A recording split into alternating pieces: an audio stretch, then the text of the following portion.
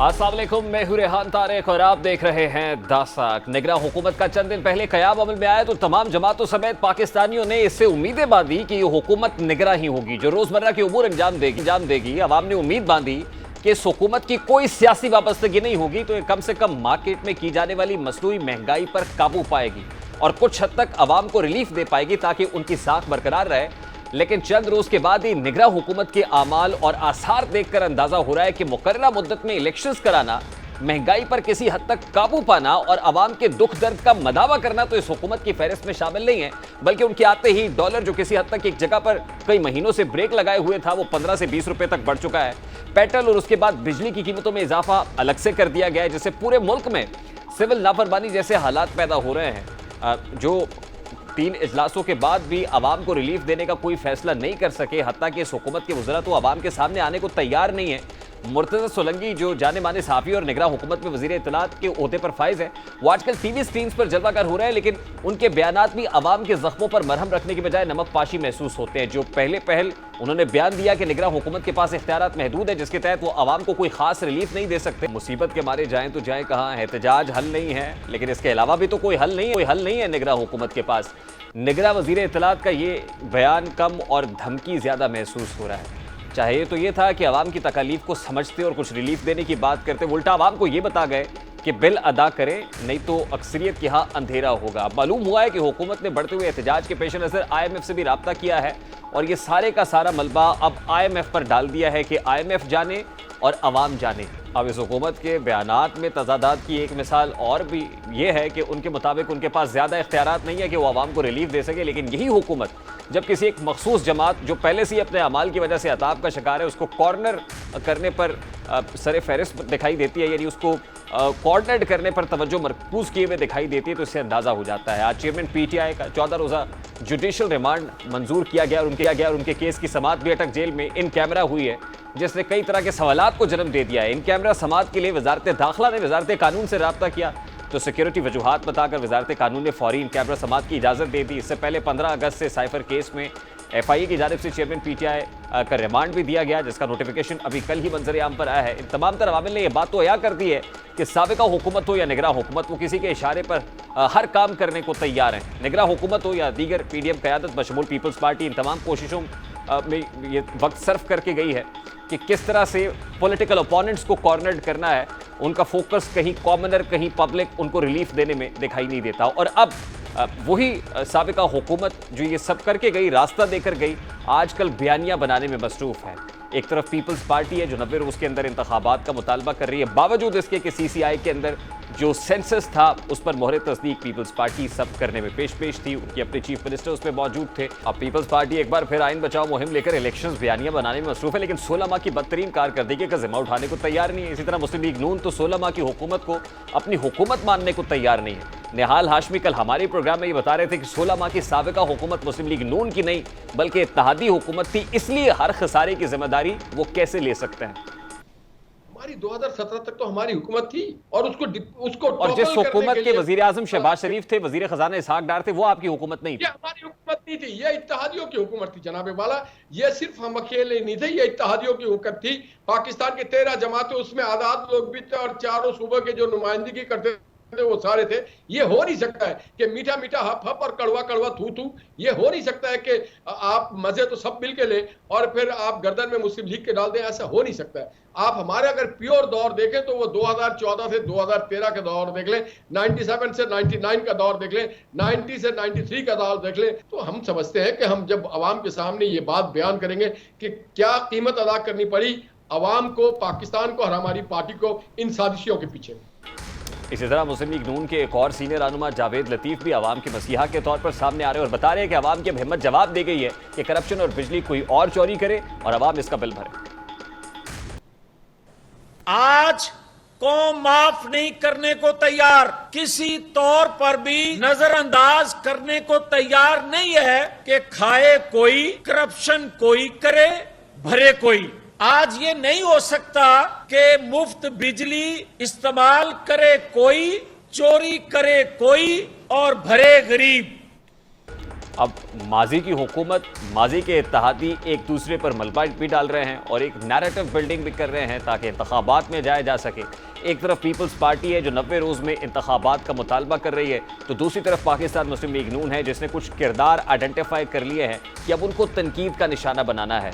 आज भी साबिका वज़ीर इत्तलात मरियम औरंगज़ेब साहिबा का ट्वीट सामने आया और उस ट्वीट के अंदर भी उन्होंने सारे का सारा मलबा चेयरमैन पीटीआई के ऊपर डाला कि इस वक्त जो कुछ हो रहा है वो पीटीआई और चेयरमैन पीटीआई का करा धरा है, यानी माजी की हुकूमत का है। और इसके साथ साथ जो पीपल्स पार्टी है वो अपना बयानिया बनाने में मसरूफ़ है। बात करेंगे इस वक्त पाकिस्तान पीपल्स पार्टी के सेक्रेटरी जनरल नैयर बुखारी साहब इस वक्त हमारे साथ मौजूद हैं। अस्सलाम वालेकुम बुखारी साहब, बहुत बहुत शुक्रिया आपके वक्त के लिए। बुखारी साहब, सबसे पहले तो बड़ा सादा सा सवाल है सर, इस वक्त बढ़ती हुई महंगाई, बिजली के बिल, पेट्रोलियम मसनूआत की कीमतों में इजाफा, इस सब का रिस्पॉन्सिबल कौन है? क्योंकि केयर टेकर गवर्नमेंट को आए हुए तो अभी 2 से 3 हफ्ते हुए हैं। अगर केयर टेकर गवर्नमेंट इसकी रिस्पॉन्सिबल नहीं है तो who is responsible for this कि बिजली के बढ़ते हुए बिलों की वजह से आवाम के सब्र का पैमाना लबरेज हो रहा है, इन्फ्लेशनरी प्रेशर बहुत ज्यादा है। जी बुखारी साहब, किसको जिम्मेदार ठहराते हैं आप? देखिए, देखना ये पड़ेगा कि पिछले कुछ अरसे में हमारी जो भी गवर्नमेंट थी उनकी पॉलिसीज़ क्या थी और इलेक्ट्रिसिटी जनरेशन के लिए किन्होंने क्या इक़दाम उठाए और इकॉनमी के लिए भी रेवेन्यू जनरेशन के लिए क्या किया। अभी बिलाशुबा आप कह रहे हैं कि अभी ये चंद दिन हुए हैं इस गवर्नमेंट को इंस्टॉल हुए, आज 2 वीक्स हुए हैं। ऑब्वियसली हमने वो भी देखना है कि जो प्रीवियस गवर्नमेंट्स के इक़दाम थे, बिलखुसूस जो 4.25 साल गवर्नमेंट रही, जिनको हर लिहाज से सपोर्ट थी फ्रॉम ऑल क्वार्टर्स, उन्होंने इस मुल्क में जनरेशन के लिए क्या किया और इकॉनमी के क्या किया। 16 माह की ये गवर्नमेंट थी, ऑब्वियसली वो भी जवाबदेह है आवाम को कि उन्होंने कौन से मेजर्स उठाए। बिलाशुबा उन्होंने कुछ एडिशनल इलेक्ट्रिसिटी तो बिल्कुल आई, लेकिन है कि फॉर डिकेड्स हमारी पॉलिसीज़ ऐसी रही हैं कि एक ज़माने में जब IPPs लगे उस ज़माने में तो बिल्कुल ही सूरत हाल अच्छी नहीं थी बिजली की, लेकिन फिर वो प्रोजेक्ट्स आए, बिजली की जनरेशन बढ़ी। और आपको याद होगा कि जब जनरल मुशर्रफ ने टेक ओवर किया तो उस वक़्त आप इस पोजीशन में थे तो हम इलेक्ट्रिसिटी को एक्सपोर्ट कर सकें और हमारा एक मुआहदा इंडिया के साथ भी उस वक़्त हुआ था। लेकिन सब्सिक्वेंटली आप खैरात पे पलते रहे, अपने रिसोर्सेज जनरेट नहीं किए, ना पावर जनरेशन की तरफ तवज्जो दी, तो आज हम सूरत हाल भुगत रहे हैं। तो सर इसको अगर सबब करें तो कहा जा सकता है कि माजी की हुकूमतें इसकी जिम्मेदार हैं। वो किसी बेहतरी की तवक्को करते हैं कि ऐसे इकदाम उठाए जाएं कि उनकी ज़िंदगी आसान हो सके, उनकी ज़िंदगी हो सके। तो हम समझते हैं कि इसके लिए मिल के इकदाम करने पड़ेंगे। तो बुखारी साहब, इसको सबब करके ये कहा जा सकता है ना कि माजी की तमाम तर हुकूमतों ने हिस्सा बकदर जुस्सा डाला है कि अवाम का आज ये हाल है। आपको आपको मेरी आवाज आ रही है? करना पड़ेगा। Can you hear me? Matching grants दें आप कॉमन आदमी को, बाकी प्रोजेक्ट्स में आप 70-30 की ग्रांट देते हैं, give it to the people. मेरी आवाज बुखारी साहब को नहीं जा रही है। डिपेंडेंट हो जनरेशन पे, आप थर्मल पे जाएं, आप पेट्रोल ऑयल इंपोर्ट करके बिजली बना के दें, तो ये। जी बुखारी साहब, मेरी आवाज आप तक पहुंच रही है? फिर डॉलर्स की कीमत जो दोबारा ट्राई करने की कोशिश करते हैं। नैयर बुखारी साहब पाकिस्तान पीपल्स पार्टी के सेक्रेटरी जनरल हमारे साथ मौजूद है। गालिबन मेरी आवाज़ उन तक नहीं पहुंच रही, उनकी आवाज़ तो आ रही है, लेकिन बहुत सारी चीज़ें हैं जिस पर पोस्टमार्टम बहुत ज़रूरी है। ख़ासतौर पे ये जो पॉलिटिकल कैंपेनिंग जारी है, इलेक्शन कमीशन ऑफ पाकिस्तान बहुत सारे पॉलिटिकल स्टेक होल्डर से मुलाकातें कर रहा है। अवामी नेशनल पार्टी की मुलाकात भी हुई है, बलोचिस्तान अवामी पार्टी का वफ्द भी आज इलेक्शन कमीशन ऑफ पाकिस्तान के दफ्तर पहुंचा है इलेक्शन कमीशन के अमले से मुलाकात के लिए। और फिर उसके बाद इम्पॉर्टेंट तो ये भी है कि आज वजारत कानून ने सदर ममलिकत के ख़त का जवाब भी भेजा है और वजारत कानून ने मौक़िफ़ अपनाया है कि सदर ममलिकत जो है वो तरमीम के बाद, इलेक्शन एक्ट 2017 में तरमीम के बाद इंतखाबात की तारीख नहीं दे सकते। और अगर आर्टिकल 48 क्लॉज 5 का वो सहारा लेते भी हैं तो आर्टिकल 48 क्लॉज 5 का सहारा लेकर वो तो मरकज़ में होने वाले इंतखाबात की तारीख दे सकते हैं, लेकिन अभी सिर्फ मरकज़ में तो इंतखाबात नहीं होने बल्कि इंतखाबात तो सूबों में भी होने हैं। और ज़ाहिर है सूबों में और मरकज़ में इंतखाबात अलहदा होंगे तो एक मेस क्रिएट होगा। ये अब वजारत कानून का मौक़िफ़ है जो सदर ममलिकत को उन्होंने रिस्पॉन्ड किया है। अब एक तरफ पीपल्स पार्टी है जो 90 रोज़ में इंतखाबात का मुतालबा कर रही है, वजारत कानून ने कह दिया है कि सदर ममलिकत तारीख नहीं दे सकते। नैयर बुखारी साहब हमारे साथ मौजूद थे केयर टेकर गवर्नमेंट अपनी तरफ है, साबिका हुकूमती इत्तेहादी अपनी तरफ हैं, कोई भी ये बोझ बर्दाश्त करने को तैयार नहीं। जो महंगाई का बोझ है, इंतखाबात के अंदर जो बयानियाँ है वो बनाने की कोशिश अपनी जगह पर की जा रही है।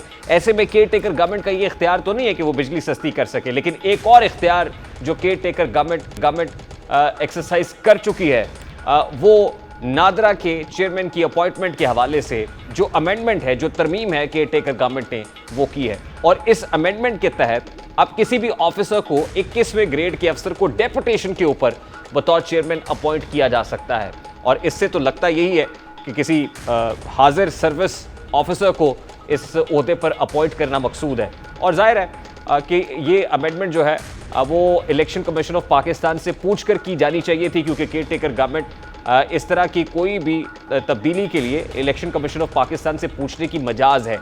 लेकिन ECP से नहीं पूछा गया। अगर ये गो हेड नहीं लिया गया तो फिर इस तब्दीली की, इस तरमीम की कानूनी और आइनी हैसियत क्या है ये भी देखनी पड़ेगी। और फिर ऐसे में इम्कानात गालिब आ गए हैं कि शायद किसी हाजिर सर्विस जनरल को बतौर चेयरमैन नादरा अपॉइंट कर दिया जाए। इस वक्त जो चेयरमैन नादरा है वो असद रहमान गिलानी है, और आज से पहले तारिक मलिक को इस ओहदे से मुस्ताफ़ी होना पड़ा था। और जिस वक्त वो अपने ओहदे से मुस्ताफ़ी हुए थे तो कुछ वजूहात भी उन्होंने पेश की थी, और उनमें से कुछ वजूहात ये थी कि पॉलिटिकल इन्फ्लुएंस किया जाता है उनके इस डिपार्टमेंट के अंदर, और सियासी असर व रसूख इस्तेमाल किया जा रहा है जो उनके रोज़मर्रा के कामों के अंदर आड़े आ रहा है। और फिर जाते जाते उन्होंने एक तजवीज़ भी दी थी कि इस ओहदे के ऊपर किसी IT एक्सपर्ट को अपॉइंट किया जाए, रादर देन कि इसके ऊपर किसी ब्यूरोक्रेट को या साबिका ब्यूरोक्रेट को या रिटायर्ड जज या जर्नैल को इसके ऊपर अपॉइंट किया जाए। लेकिन उन तमाम तर सिफारिशात को एक तरफ रखते हुए, यानी उससे पहलू तही करते हुए, इन अमेंडमेंट से अब क्या हासिल करना मकसूद है। और जाहिर है नादरा एक बड़ी ल्यूक्रेटिव अपॉर्चुनिटी है, एक ऐसा होता है जिस पर तमाम तर डेटा की एक्सेस जिनके पास होती है, और फिर इलेक्शंस की बात हो तो इलेक्शंस को मैनिपुलेट करने के हवाले से भी बड़ा इंपॉर्टेंट रोल है नादरा का। अब ये जो तब्दीली हुई है इसकी लीगल ग्राउंड्स क्या है, आइनी और कानूनी हैसियत क्या है, इस पर भी बात करेंगे। अभी एक क्विक शॉर्ट ब्रेक लेते हैं, ब्रेक के बाद वापस आएंगे हमारे साथ।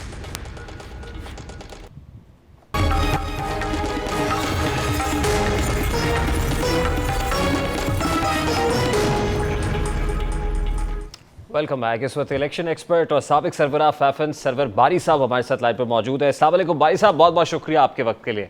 बारी साहब, निगरा वफाकी हुकूमत ने कानून में तरमीम इसलिए की है कि चेयरमैन नादरा की अपॉइंटमेंट कर सके, और रिपोर्टेडली ये तरमीम इलेक्शन कमीशन ऑफ पाकिस्तान से पूछे बगैर की गई। हालांकि मजाज है कि वो इलेक्शन कमीशन ऑफ पाकिस्तान से इस पर इंस्ट्रक्शंस ले। तो आप इस कानून की जो आइनी और कानूनी हैसियत है इस तरमीम की, वो क्या देखते हैं?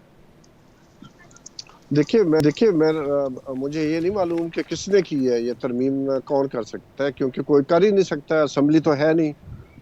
इसलिए उनके जो चेयरमैन नादरा की जो अपॉइंटमेंट है वो तो एक बहुत अहम ओहदा है। रूल्स ऑफ प्रोसीजर के अंदर, रूल्स के अंदर, प्रोसीजर्स के अंदर जो अमेंडमेंट है वो वफाकी हुकूमत की तरफ से रिपोर्टेडली की गई है, और ऑब्वियसली ये उसकी मजाज नहीं है। वफाकी हुकूमत के पास इस वक्त केयर टेकर गवर्नमेंट के पास तो ये मैंडेट नहीं है। तो आपके ख्याल में ये खिलाफ ज़ाब्ता है, खिलाफ कानून है जो तरमीम हुई है? मेरी नज़र में वफाकी हुकूमत कोई पॉलिसी इश्यूज के ऊपर पोजीशन नहीं ले सकती, ना ही कोई पॉलिसी नई बना सकती है, ना ही अमेंडमेंट कर सकती है। उसका काम महज फ्री एंड फेयर इलेक्शन के लिए इलेक्शन कमीशन को फैसिलिटेट करना है। तो आपने हाल ही में सुना होगा बयान के केयर टेकर गवर्नमेंट के मिनिस्टर्स जो है ये बयान दे रहे हैं कि जी इलेक्शन जो है वो डीलिमिटेशन के मुताबिक, पहले डीलिमिटेशन होगी उसके बाद इलेक्शंस होंगे। तो ये बयान भी मेरा ख्याल है, मेरी नज़र में इस तरह का बयान देना भी इलेक्शन के मामलात में मुदाखलत के ज़ुमरे में आता है। देखिए, आज तो बारी साहब वज़ारत कानून ने सदर मुमलिकत के ख़त का जवाब भी दिया है, और उस जवाब में उन्होंने कहा है कि इलेक्शन एक्ट 2017 के अंदर अमेंडमेंट के बाद अब सदर मुमलिकत तारीख नहीं दे सकते। तो आर्टिकल 48 क्लॉज 5 का जो हवाला आप ले रहे हैं, अब वो प्रैक्टिकली पॉसिबल नहीं है। अब इलेक्शन कमीशन ऑफ पाकिस्तान ने तारीख देनी है, ये वजारत कानून ने सदर मुमलिकत के खत के जवाब में कहा है। तो इज इट सैटिस्फैक्टरी? नहीं, देखिए जो आइन बालातर है इलेक्शंस एक्ट की निस्बत, इलेक्शंस एक्ट में भी तब्दीली इस वक्त नहीं हो सकती। जो हमारा पाकिस्तान का कानून है, आइन है, उसकी जो शिक नंबर 48(5) है, उसमें बहुत वाज़ेह तौर पर लिखा हुआ है कि प्रेसिडेंट जो है वो इलेक्शन की डेट देंगे। और उसमें तो कोई तब्दीली नहीं की गई, ना ही कोई कर सकता है उसमें तो तब्दीली। वजारत कानून ने इसका जवाब भी दे दिया इस खत के अंदर कि अगर आप आर्टिकल 48 क्लॉज 5 का हवाला देते हैं तो वो भी सिर्फ नेशनल असम्बली की हद तक है, यानी सदर मुमलिकत नेशनल असम्बली के इंतखाबात के लिए तारीख दे सकते हैं, वो फिर सूबों के अंदर इंतखाबात की तारीख नहीं दे सकते। तो अगर सूबों के अंदर अलहदा से इंतखाब होगा और मरकज में अलहदा से होगा तो फिर एक मेस होगा। तो इसका जवाब भी वजारत कानून ने उस खत के जवाब में लिखकर भेजा है। देखिए, वजारत कानून जो है वो अनइलेक्टेड है, वो कोई ऐसा डिसीजन नहीं ले सकती जो आइन की कोई तशरीह अपने तौर पर नहीं कर मैंने सकती। बिल्कुल ठीक बात है, सदर मुमलिकत ने तो उनसे तजवीज़ मांगी थी, वजारत कानून लीगल टीम से तजवीज़ मांगी थी कि क्या है ये तजवीज़ है जो उन्होंने, ये प्रपोज है जो उन्होंने किया है।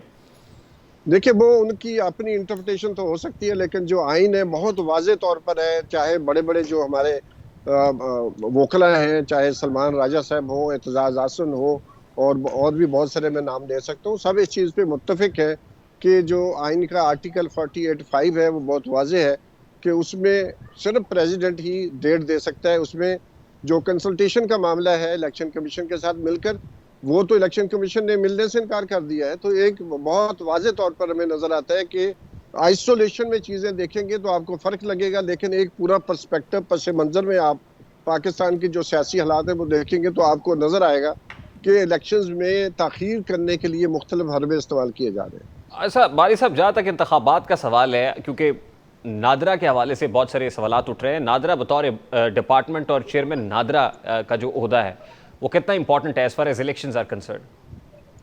बहुत ही अहम है, और मैं समझता हूँ जो पिछले चेयरमैन थे नादरा के, उनका छोड़कर जाना और जिस तरह का उन्होंने बयान दिया था उससे साफ लगता है कि कोई भी जो उसको पढ़ेगा उनके बयान को तो वो समझेगा कि पाकिस्तान के इंतखाबात में चूँकि नादरा का बहुत अहम रोल है इंतखाबी फहरिस्तें बनाने में और बाकी बहुत सारे काम हैं, तो इसलिए जो नादरा के साबका चेयरमैन तारिक मलिक साहब को जाना पड़ा, छोड़ना पड़ा। उन्होंने कहा जिस तरह का मेरे ऊपर प्रेशर है, मैं उस प्रेशर में आज़ादी से काम नहीं कर सकता, और यकीनन कोई इस तरह के काम हो रहे होंगे जो उनकी नज़र में इलेक्शंस के ऊपर मुतासर हो सकते हैं, तो इसलिए उन्होंने रिज़ाइन कर दिया। तो माहौल जो पूरा बना हुआ है पाकिस्तान में इलेक्शन का, वो मशकूक से मशकूक तर होता जा रहा है। अच्छा, frankly speaking, Pakistan Peoples Party उस वक्त ये चाहती थी कि उनका चेयरमैन नादरा अपॉइंट हो। मुस्लिम लीग नून लेड कोलिशन था, शहबाज शरीफ साहब प्राइम मिनिस्टर थे, वो नून लीग ये चाहती थी कि उनका चेयरमैन नादरा लगे, यानी हर सियासी जमात चाहती थी कि उनका बंदा इसकी अपॉर्चुनिटी के ऊपर, पोस्ट के ऊपर अपॉइंट हो। लेकिन अब दोनों के अंदर एक टग ऑफ वॉर रही है, तो आपको लगता है कोई तीसरा फरीक चाहता है कि उनकी मर्जी का चेयरमैन नादरा लग जाए? देखिए, ये तो स्पेकुलेशन है, लेकिन जाहिर है जिस तरह की पाकिस्तान में सियासत है, जिस तरह की हमारी सियासी अशराफिया है, वो जो मैनिपुलेशन है, रिगिंग है, बाकी जो मामला है वो हमारे सामने, चाहे डिलिमिटेशन का मामला हो जिसको हम, उसमें जरीमेंडरिंग है, इलेक्शंस में जो मामला आते हैं, जिस तरह पहले किसी ज़माने में जिस तरह शनाख्ती कार्ड बनते थे, वो सब चीज़ें पॉलिटिशियंस की कोशिश होती है कि उनके हक में हो, क्योंकि वो यकीन रखते हैं कि जो बाकी उनके मुकाबल पे उम्मीदवार हैं वो भी कुछ गड़बड़ कर रहे होंगे, इसलिए वो ज़ीरो सम गेम पे बिलीव करते हैं, और उसी की वजह से हमारे यहाँ जी बारी साहब, इलेक्शन। अच्छा बारी साहब, लास्टली, केयर टेकर सेटअप की या केयर टेकर गवर्नमेंट की जो फॉरमोस्ट रिस्पॉन्सिबिलिटी है वो तो इलेक्शंस कराना है, लेकिन अभी बहुत सारी, जैसे ये एक तरमीम का जिक्र हो रहा है, इसके अलावा कुछ फैसले हैं, तो आपको लगता है कि फोकस्ड है केयर टेकर गवर्नमेंट, जो उसका मैंडेट है उसके अंदर रह के फोकस्ड काम कर रही है या आउट हो रही है? देखिए, फिलहाल तो मैं समझता हूँ कि कुछ हतमी बात नहीं की जा सकती, लेकिन कुछ ऐसे शवाहद हैं जिससे लगता है कि केयर टेकर गवर्नमेंट जो है, जैसे अभी उन्होंने बयान दिया था हमारे वज़ीर दाखिला साहब ने, मुफ्ती साहब ने, कि इलेक्शन जो है वो डिलिमिटेशन के बाद ही होंगे, तो मेरा अपना ख्याल है उनको ऐसे बयान नहीं देने चाहिए जिससे उनका किरदार मशकूक हो। तो मैं समझता हूँ अभी कोई हतमी बात तो मैं नहीं करना चाहता हूँ कि उनका किरदार जो है, कुछ सियासी जमातों के रिजर्वेशन आना शुरू हो गए ना, एएनपी ने भी लिख के भेजा है वजीर आजम को, उन्होंने तहफ़्फ़ुज़ात कर रहे हैं, लेकिन रिकॉर्ड करा दिए। Being an independent election observer and analyst, I would not say anything conclusive कि जिससे ये हो कि मुझे उनकी नीयत पे शक है, लेकिन ऐसे बयान देने से उनको एतराज़ करना चाहिए। बहुत बहुत शुक्रिया सरवर बारी साहब, साबिक सरबराह फैशन एक्सपर्ट हमारे साथ मौजूद थे। अभी एक ब्रेक लेते हैं, ब्रेक के बाद वापस आते हैं।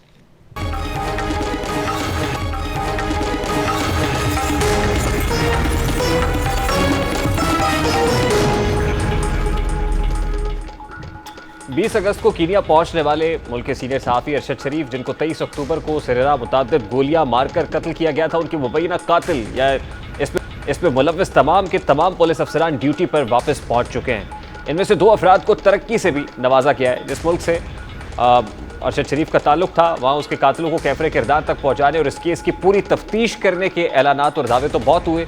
सुप्रीम कोर्ट तक ने इस केस को टेकअप किया। वफाकी हुकूमत ने इन्वेस्टिगेशन टीम भी तश्कील दी, घंटों तवील प्रेस कॉन्फ्रेंस तक की। फैसल वोडा जैसे कई किरदार सामने आए जिनके मुताबिक उनको इन तमाम तर साजिश का इल्म था, लेकिन इन तमाम दावों वादों का नतीजा सिफर रहा। हमारे मुल्क की ये तारीख रही है कि हम आज तक कभी हाई प्रोफाइल केसेस को हतमी अंजाम तक नहीं पहुंचा पाते, जिसका वाज़े मतलब हम इसकी शायद सलाहियत ही नहीं रखते। अरशद शरीफ के कत्ल में मुलव्वस पुलिस पार्टी के 5 एहलकारों को अब कीनिया हुक्काम ने बेगुनाह करार दिया है, जबकि 2 एहलकारों को सीनियर रैंक पर तरक्की भी दे दी गई है। कीनिया की independent policing and oversight authority IPOA, जिसे इन अफसरान के तर्ज अमल की तहकीकात की जिम्मेदारी सौंपी गई, उसने 9 माह से ज़्यादा गुजर जाने के बावजूद रिपोर्ट आम नहीं की। टाइम स्केल देने से इनकार करने वाली अथॉरिटी तर्जुमान ने यह भी नहीं बताया कि वॉच डॉग ने इतना वक्त क्यों लिया और पुलिस अफसरान बगैर किसी एहतसाब के मुलाजमत पर वापस क्यों आ रहे हैं। IP इदारे ने पहले ही अपनी जो file director of public prosecution यानी DPP के दफ्तर के हवाले कर दी थी, लेकिन इसे वापस कर दिया गया था और इस्तगासा का अमल शुरू होने से पहले कुछ खला पुर करने के लिए कहा गया था। यह बात साबित हो चुकी है कि जनरल सर्विस यूनिट यानी GSU से मुंसलिक एक पुलिस ऑफिसर, जिसे मुबैना तौर पर जाए वारदात पर गोली मारी थी, अस्पताल से फारिग होने के फौरन बाद काम पर वापस चला गया और उसने दावा किया था कि जब अरशद शरीफ की गाड़ी के अंदर से गोलियां चलाई गई तो उन्हें गोली लगी थी। ताहम फोरेंसिक तहकीकात में ये झूठ निकला। कीनिया के एक बाएतमाद इंटेलिजेंस जराए ने नाम जाहिर न करने की शर्त पर यह बताया कि कीनिया में नेशनल पुलिस सर्विस NPS ने तफ्तीश में सुस्त रवि का मुजाहरा किया, क्योंकि इसमें इसके अपने अरकान शामिल थे और जिस इदारे को इस तरह की तहकीकात करने की इजाज़त दी गई थी वो IPOA था। तफ्तीश में शामिल और मामले की अंदरूनी तफसीलात रखने वाले अफसर ने कहा कि पुलिस खुद तहकीकात नहीं कर सकती और IPOA ने से तवक्को की जाती है कि वो अपने नताइज जारी करे, हालांकि पुलिस के पास भी इस मामले पर अपनी फाइल है। कीनिया की ह्यूमन राइट्स कमीशन के रुकन मार्टिन इंजीनियर के एक इंटरव्यू में यह पहले ही वाज़ेह हो चुका है कि कीनिया में नेशनल पुलिस सर्विस इस मामले की तहकीकात में दिलचस्पी नहीं रखती और ये बात भी सामने आई है कि वकार और खुरम के अहल खाना ने मुतालबा किया था कि उनकी मोटर गाड़ी, जिसका रजिस्ट्रेशन नंबर KDG 200M है, जिसमें सहाफ़ी को कत्ल किया गया था, उन्हें वापस की जाए। कीनिया में मुकीम खानदान के एक रुकन ने बताया कि इसी तरह से टोयोटा लैंड क्रूज़र को वापस लाने का अमल पहले ही एडवांस मरहले में है और मामले की हसासियत की वजह से नाम जाहिर ना करने की शर्त पर अहले खाना ने कहा कि कुछ ही वक्त में गाड़ी वापस कर दी जाएगी, क्योंकि वो पहले ही पुलिस स्टेशन के इंचार्ज ऑफिसर से रब्ता कर चुके हैं जहां ये वाकया पेश आया और ये भी साबित है कि पुलिस ने वाकये पर मुतवाज़ी तहकीकात की थी, लेकिन नताइज को आम नहीं किया गया और मामले के तफ्तीशी ऑफिसर कैनेडी कार्रवाई के मुताबिक पुलिस की तहकीकात फिलहाल रोक दी गई हैं। खुरम और वकार दोनों ने अरशद शरीफ के कत्ल में मुलव्वस होने से इनकार किया, ताहम वो कीनिया में ही हैं और कत्ल के बाद से पाकिस्तान वापस नहीं आए। यानी कीनिया में इस कत्ल की तहकीकात के हवाले से न सिर्फ ब्रेक लगी, बल्कि इसमें जो मुबैना तौर पर मुलव्वस अफराद थे उनको एलिवेट कर दिया गया है और जाहिर है कि ये बड़ा इंपॉर्टेंट केस था। वहाँ पर इसको कीनियन हुक्काम के साथ जिस अंदाज में टेकअप किया जाना था वो नहीं टेकअप किया गया, लेकिन मुस्तकबिल करीब में क्या इसको टेकअप किया जा सकता है, क्योंकि के taker prime minister next month tentatively वो कीनिया का दौरा करने जा रहे हैं। क्या कीनियन हुक्काम से इस मामले को भी हुकूमती सतह पर मौसर अंदाज में टेकअप किया जाएगा ताकि शफाफ तहकीकात हो सके और जो कसूरवारान हैं उनका तयन हो सके और कैफरे किरदार तक वो पहुंच भी सके। प्रोग्राम का वक्त अपने इख्तिताम से मुलाकात होगी इंशाल्लाह। कल अपना रखिए ख्याल। अल्लाह हाफ़िज़।